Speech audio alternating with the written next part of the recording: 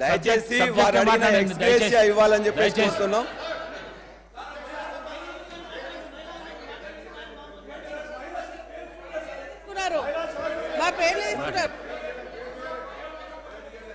అధ్యక్ష, మరి మన మినిస్టర్ గారు మాట్లాడుతూ మేము కూడా ఇక్కడ మహిళలను మేము సపోర్ట్ చేస్తున్న మహిళలకు అంటున్నారు. అధ్యక్ష, మా పల్లా రాజేశ్వర రెడ్డి గారు మా పార్టీ తరఫున మాట్లాడుతూ స్పష్టంగా చెప్పడం జరిగింది, మహిళలకు ఏదైతే బస్ ఉచితంగా ఇస్తా ఉన్నారో దాన్ని మేము స్వాగతిస్తూ ఉన్నాం.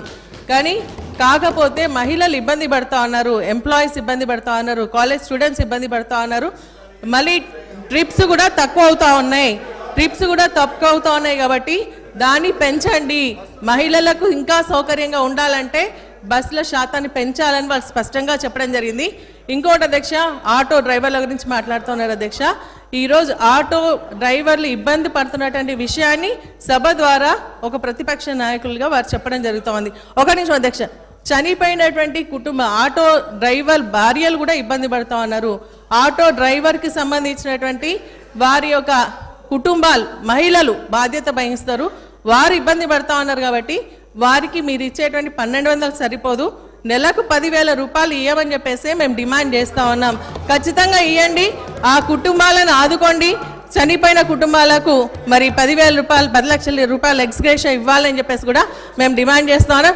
మరి ఇంకొకటి ఏంటంటే, మీరు మహిళలుగా మా గురించి మాట్లాడుతూ ఉన్నారు, మేము అడుగుతూ ఉన్నాం, మహిళకు మహాలక్ష్మి అని పథకం తీసుకుని రావడం జరిగింది, దాంట్లో 3 ఉన్నాయి. వారు స్పష్టంగా చెప్తా ఉన్నారు 2,500 రూపాయలు ఇస్తామన్నారు, అది కూడా ఇవ్వాలి. 500 గ్యాస్ తో పాటు మరి అది కూడా ఇవ్వాలని కూడా మేము డిమాండ్ చేస్తా ఉన్నాం. అధ్యక్ష,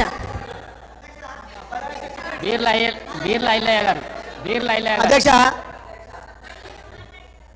ఒక్క నిమిషం అధ్యక్ష, ఇదే ఆదిగుట్ట అభివృద్ధి పేరు మీద 500 మంది పొట్టను కొట్టినటువంటి వీళ్ళు ఇలా మహిళల గురించి కానీ ఆటో కార్మికుల గురించి మాట్లాడడం విడ్డూరంగా ఉంది.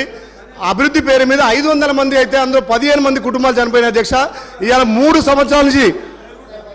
సంవత్సరాల నుంచి కనీసం ఉపాధి లేక రోడ్ల మీద అడుగుతుంటారు అధ్యక్ష.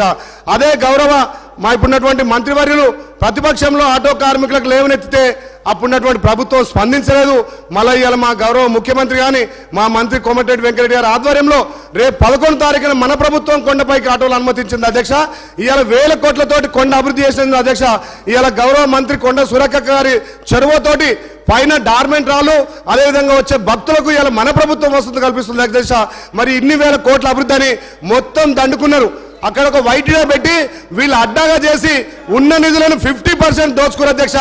యారుటను ఇప్పుడు మన ప్రభుత్వం వచ్చినాకనే మా అక్కయ్య ఆధ్వర్యంలో ప్రక్షాళన చేసినాం.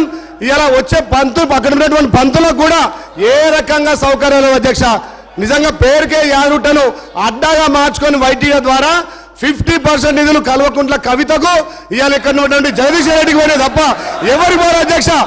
ఇవాళ యారుట పూర్తిగా అద్మాన పరిస్థితిలో ఉంది.